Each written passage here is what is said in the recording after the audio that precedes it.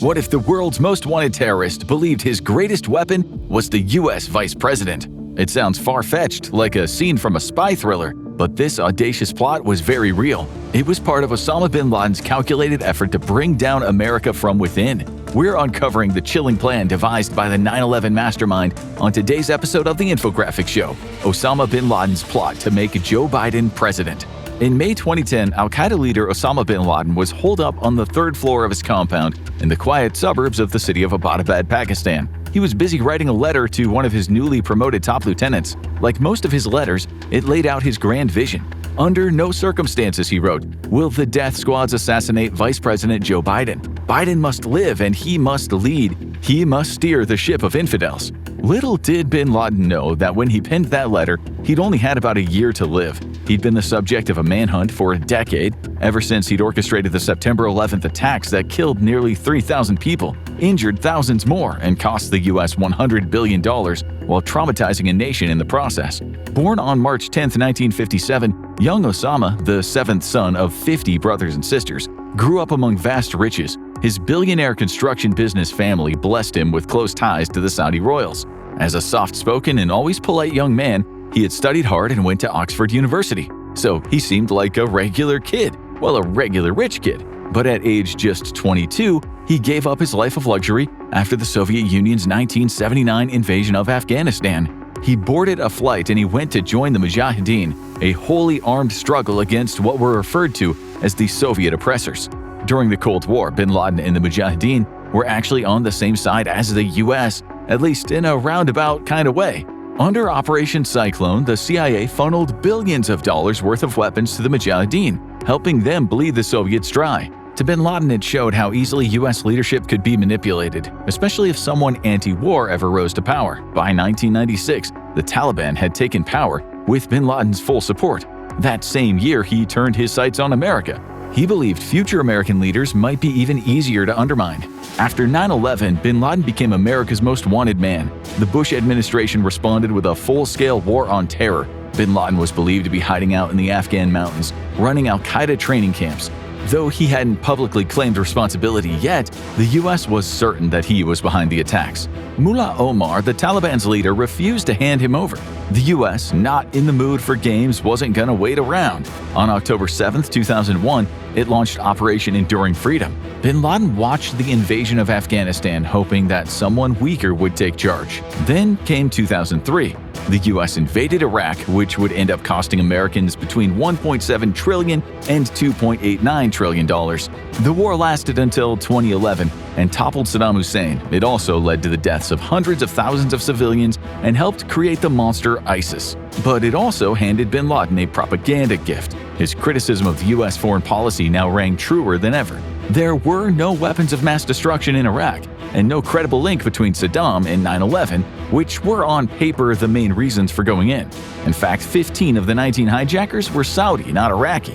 Critics said the invasion wasn't about payback or liberating the Iraqi people. They said it was about power projection in the region, about oil. Prominent US politicians like then-Senator Joe Biden voiced concerns about the war's direction, and bin Laden would use this to turn people against the US. Bin Laden eventually surfaced in Abbottabad. Of course, if Biden had ascended to the presidency, bin Laden might have been even bolder. His hideout was a large, run-down house with a few very basic security add-ons, not where you would expect the world's most wanted man to be lying low. And it certainly raised a few eyebrows when it was found, as it was located less than a mile from Pakistan's elite Kakul military academy. The compound sat on a fairly large plot in an otherwise ordinary suburban neighborhood. Osama lived there with his bodyguards, 2 Pakistani brothers, alongside his vast collection of wives, children, and grandchildren. The 3-story house, surrounded by concrete walls and barbed wire, quite normal in the area, stood on a 38,000-square-foot lot. Bigger than the surrounding homes, sure, but to passersby, it just looked like another oversized family home. In the yard, chickens roamed freely through the vegetable patches, a lone cow grazed while rabbits munched the garden beds. Inside, the palace was Spartan. The walls needed painting. The furniture was old, and the beds were topped with cheap foam mattresses. Valued at around $250,000, Osama's pad was pricey for Pakistan, but modest by most standards. Nothing the family did screamed wealth. His billionaire relatives might have cut him off, but he inherited $25 to $30 million, some sources say $35 million, in shares from his family's construction business after his dad died in a plane crash in 1967. That's how he was able to fund so many al-Qaeda campaigns in the early 1990s: car bombs, weapons smuggling, and sending fighters to Chechnya. It's also believed that in the 2000s he had some wealthy donors in Saudi Arabia, the Gulf states, and in Pakistan. So he had plenty of cash, evident in the fact that he left $29 million inheritance for jihad after his death. But at the house, the bin Ladens shopped at the local market for everyday basics, the rice and vegetables to go with the chicken from the garden biryani. They seemed to have a soft spot for cheap American processed food, especially Coke and Pepsi, icons of the American corptocracy that bin Laden claimed to despise. When he wasn't busy scribbling letters about destroying the United States, the household kept entertained with a stack of beat-up electronics. He had copies of Western movies, video games, and documentaries, some about himself, speculating where he might be hiding. Bin Laden believed terror, the cost in lives and dollars, was the only way to challenge American power. In a 1998 interview, one of the three he gave before 9/11 to the U.S. media, this one with ABC's John Miller, and conducted high in the Afghan mountains, he said plainly, "We do not differentiate between those dressed in military uniforms and civilians. They are all targets in this fatwa." A fatwa can have different meanings, but in this case, it was a call to arms that bin Laden made to fight the U.S. He issued one in 1996 and another in 1998. They were effectively wanted posters with Uncle Sam on them. When bin Laden finished that interview, he predicted that divine justice would grant him victory. That was the same year that he must have felt divine justice had protected him, after the U.S. spent many millions of dollars on an operation that was a huge anticlimax. In August 1998, al-Qaeda operatives carried out devastating truck bombings outside of the U.S. embassies in Kenya and Tanzania, killing over 200 people, including 12 Americans, and injuring thousands more. Though planned by Egyptian Islamic Jihad in retaliation for the U.S. imprisonment of militants, the attacks came just after bin Laden's fatwa, and in 2001, the two groups officially merged. So, even if bin Laden wasn't the mastermind, he was deeply connected. He was soon indicted, topping a list of 21 suspects. It marked the first time the U.S. officially targeted him. President Bill Clinton responded with Operation Infinite Reach, authorizing the launch of dozens of cruise missile strikes on suspected al-Qaeda camps in Afghanistan. It was unprecedented, the first time the U.S. openly carried out a preemptive military strike against a non-state actor. Bin Laden wasn't yet a household name, but he was certainly on the fast track to global infamy. The missile strikes did kill some operatives, maybe 6, maybe 50, and damaged al-Qaeda infrastructure, but with a cost of tens of millions, and not one single al-Qaeda VIP dead. It was deemed a failure. It was made worse by the fact that a factory the U.S. accused of making chemical weapons, which they bombed to hell, turned out to be harmless, a mere manufacturer of pharmaceutical drugs. The intelligence it transpired had been paper thin. And then it was reported that the very basic camps that these bombs had wrecked were back up and running 2 weeks later. By now, many Americans feared a reprisal. In a poll from the LA Times, 84% of respondents said the operation would trigger a retaliatory response on U.S. soil. To reiterate, trying to bomb terrorists was then a new idea. It led to flag burning in Arab nations and a very real fear that something terrible was going to happen. Terrorism was now becoming a permanent fixture on television. 2 people were killed and 26 injured, including a 12-year-old British kid, in the bombing of a Planet Hollywood restaurant in Cape Town by a group calling itself Muslims Against Global Oppression. The world was trapped in a vicious cycle of violence known as the War on Terror. Since the American strikes had failed, jihadist groups rallied around bin Laden. "Long live Osama" became a slogan. He was no longer just a financier, he was becoming a figurehead, even a celebrity in parts of the Muslim world. And behind closed doors, he was already imagining how far he could go, if only he had an enemy he could manipulate. It wasn't only with the hardliners that he was gaining support. Bin Laden had said that U.S. sanctions in Iraq throughout the 1990s had killed millions, half of them children, and many Muslims across the world believed as such. But most people didn't believe in bin Laden's ugly eye-for-an-eye solution. "The American imposes himself on everyone," he said to the ABC reporter. "We believe that the biggest thieves in the world and the terrorists are the Americans. The only way for us to fend off those assaults is to use similar means." And then the Twin Towers came down. Americans hoped that bin Laden would be arrested, or better, killed, soon after U.S. forces invaded Afghanistan. Intelligence suggested he was hiding in the Tora Bora cave complex in the east of the country. But during the assault on the hideout, the Battle of Tora Bora, from November 30th to December 17th, 2001, he was nowhere to be found. U.S. surveillance had previously spotted a convoy of 200 trucks heading to a training camp in the area. Bin Laden was supposed to be in one of them. Another high-profile mission, another swing, and another miss. Vice President Dick Cheney told the public his time was nearly up.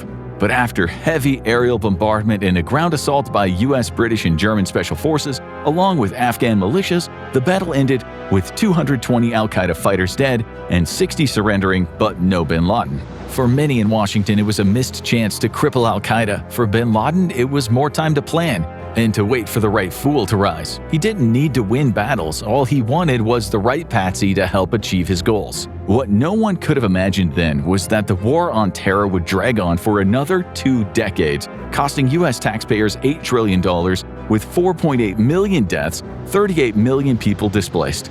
In Afghanistan, almost 3,600 coalition soldiers died, most of them American, with over 23,500 injured. It all ended with a chaotic evacuation and scenes of Taliban fighters posing with billions of dollars in abandoned U.S. equipment.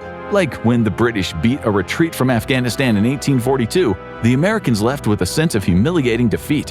While bin Laden hid in Afghanistan, the Taliban did publicly condemn the 9/11 attacks, but that nuance was largely lost on much of the American public.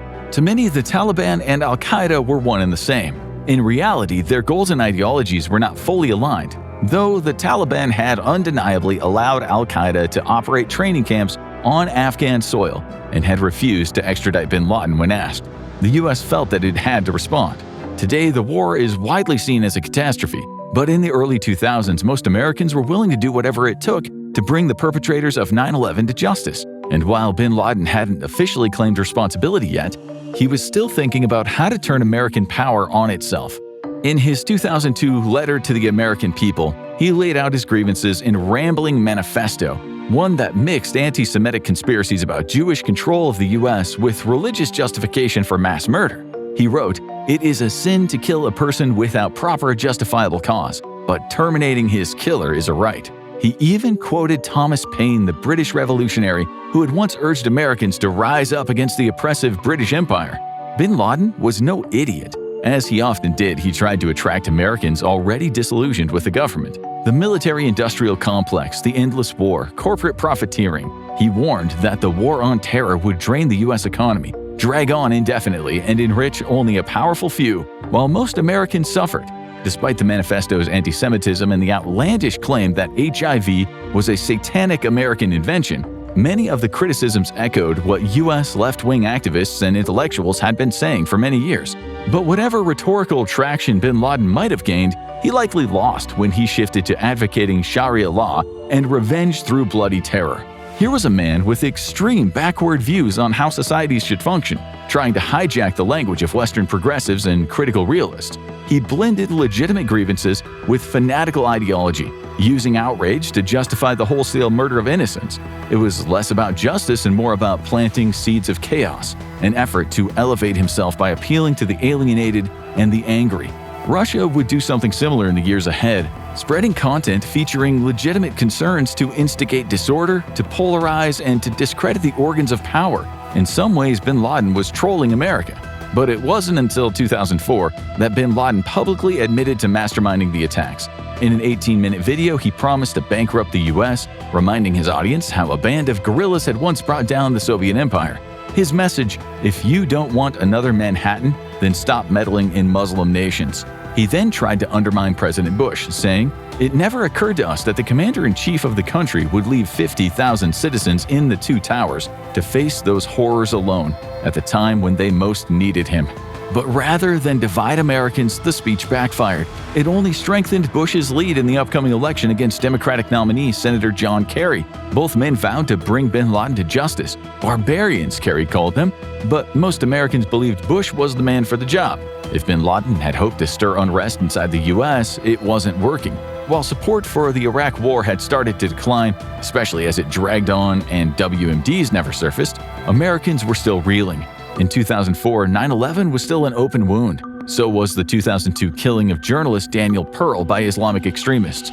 Pearl, who had been covering the war on terror and al-Qaeda, had been kidnapped by the British Pakistani terrorist Ahmed Omar Saeed Sheikh in support of the holy war against the US. The kidnappers posted a demand for Pakistani terror detainees to be released from American prisons and for the US to move forward with a halted shipment of F-16s to Pakistan. Despite entreaties from his family and US intelligence efforts to find the site where he was being held, he was brutally beheaded 9 days later in a horrific video that lasted 3 minutes and 36 seconds. As intended, it struck fear in the heart of the Western world. It disgusted people, but that was always the point. It's still believed that bin Laden disapproved of the beheading videos, not out of mercy but because they were bad for public relations, especially while he was still trying to sway disillusioned Americans to turn against their own government.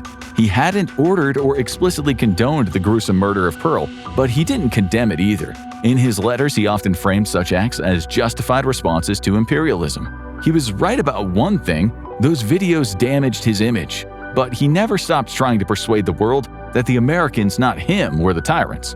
In 2007, on the 6th anniversary of 9/11, he released another propaganda video. His message was again aimed squarely at Americans who had grown skeptical of their country's wars. His hair noticeably darker, possibly dyed, he took on a laundry list of political flashpoints that had long divided Americans. He promised justice through vengeance, called the US media and Hollywood propaganda machines, and accused the government of waging wars while pretending to stand for liberty and equality. He referred to the treatment of Native Americans as a Holocaust, mentioned the atomic bombs dropped on Japan, and he called the Iraq War a betrayal of America's democratic values.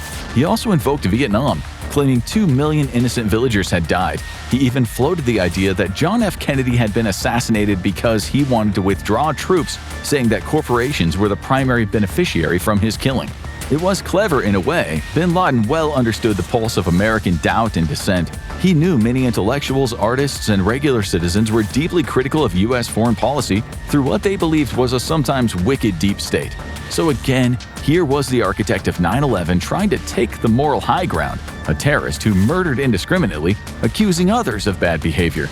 But his solution to greed and inequality wasn't justice, it was Sharia law. One law under God, a system that in practice is supported by oligarchs in countries with some of the world's worst human rights records, where a small elite hoards wealth and power while the majority lives under draconian laws. He was appealing to the Western world, dreaming of a divided America too weak at the top to stop him. 4 al-Qaeda terrorists blew themselves up on a public transport during London's rush hour. The same group that plotted to bomb the US-bound transatlantic flights from London in 2006. Bin Laden didn't order the bombings, but letters found at his compound suggested he knew about the plot. Still, in another letter he wrote that the emphasis should be on America, not other nations. He said, "Even though we have the chance to attack the British, we should not waste our effort to do so, but concentrate on defeating America, which will lead to defeating the others." He was also aware that some of al-Qaeda's actions had begun to alienate other Muslims around the world. This was something he didn't want to do, writing in 2010 that the jihad was in a new phase to correct the mistakes that had been made. He explained, "In doing so, we shall reclaim, God willing, the trust of a large segment of those who lost their trust in the jihadis." His letters suggest there wasn't much unity. He didn't trust al-Qaeda in Iraq, which he said was tarnishing the image of Islam. He felt the same about the Pakistani Taliban, accusing them of making vile mistakes by attacking fellow Muslims. He also sought to distance himself from the Somali group al-Shabaab for similar reasons. Muslims, he argued, should not attack Muslims, if not for moral reasons, then because it bred poverty, and poverty, he said, was bad for the cause. Privately, he believed the US was drifting toward the perfect setup: war fatigue, political division, and a vice president he considered dangerously unprepared. But then on January 20th, 2009, the tone in the US shifted. Barack Obama was inaugurated president, with Joe Biden sworn in as vice president, elected in part for their anti-militaristic rhetoric. He was intelligent, charismatic, and for many a symbol of change. After what The Guardian called his fairy tale 2008 campaign, much of the public believed a new era of peace and diplomacy had arrived. The mood on the whole was positive, for now at least. For bin Laden, watching from his crumbling compound, Obama's rise was a disaster. His longtime nemesis George Bush was now a global punchline. For many Americans, he was a privileged war hawk, replaced by a progressive icon. The hope and optimism that Obama inspired ran counter to everything bin Laden had worked to undermine. For the first time since the Iraq War began, more people on the planet viewed the US more positively than negatively. So bin Laden proposed a simple solution: kill him. Biden wasn't the backup, he was the opportunity. Bin Laden ordered the assassination of both Obama and General David Petraeus, then head of U.S. Central Command, later director of the CIA. Petraeus had proven effective in Iraq and Afghanistan, and bin Laden viewed him as a serious threat. He wrote, "Killing either of them would alter the war course." The plan was ambitious, like removing the Queen and the Rook in a single move, maybe enough to put the King, the entire U.S. government, in check. Both men were planning trips to Afghanistan and Pakistan, and bin Laden hoped that their aircraft could be targeted. He wrote, "Prepare two groups, one in Pakistan and the other in the Bagram area of Afghanistan, with the mission of anticipating and spotting the visits of Obama and Petraeus, to target the aircraft of either one of them." But, and this was important, bin Laden specifically told his men not to target Secretary of Defense Robert Gates, Joint Chiefs of Staff Chairman Michael Mullen, or Special Envoy to Pakistan and Afghanistan Richard Holbrooke. In what now reads like a quiet insult, bin Laden didn't consider them worth the effort. More critically, he said to leave Vice President Joe Biden alone, not out of any personal sympathy, but because, in his words, Biden was unprepared. Obama to him represented the strength and unity. Killing Obama, he reasoned, would elevate Biden, and that, he believed, would push the U.S. into chaos. He explained, Obama is the head of infidelity, and killing him automatically will make Biden take over the presidency. Biden is totally unprepared for that post, which will lead the U.S. into a crisis. In bin Laden's fantasy, a President Biden would freeze under pressure and allow al-Qaeda the breathing room it needed to rise again. A Biden presidency would stall decision-making, confuse the chain of command, and leave the Pentagon second-guessing. In bin Laden's view, Biden was too cautious and hesitant, and that was the opening al-Qaeda needed to regroup and strike again.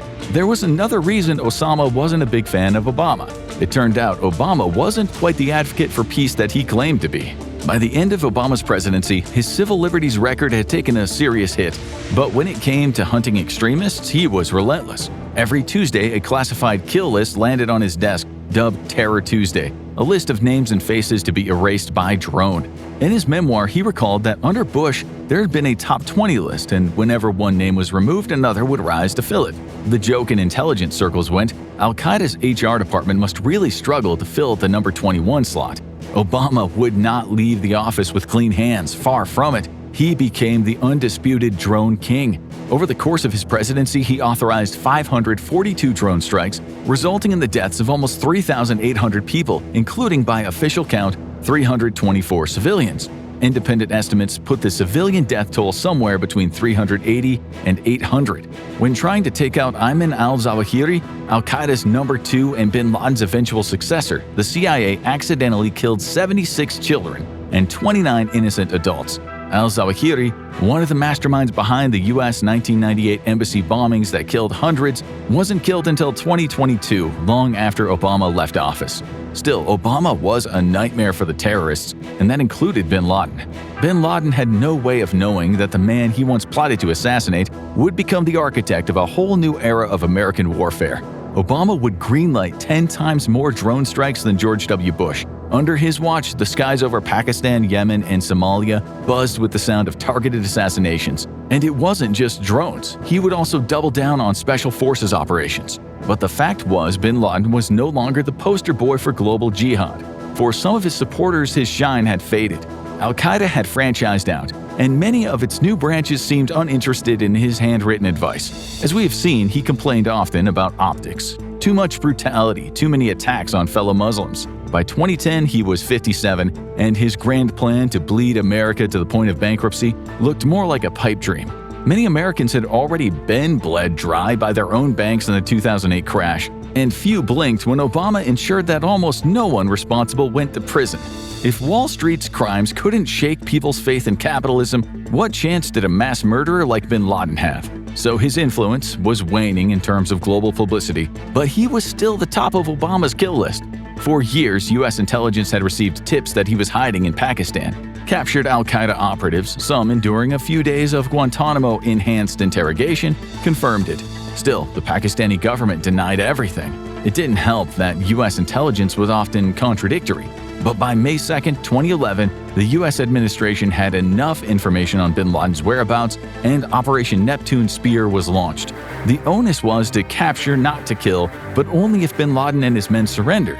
Well, that's what the CIA told the media. It's since been confirmed by officials that that capture part was merely for, quote, appearance's sake and to fulfill requirements of international law.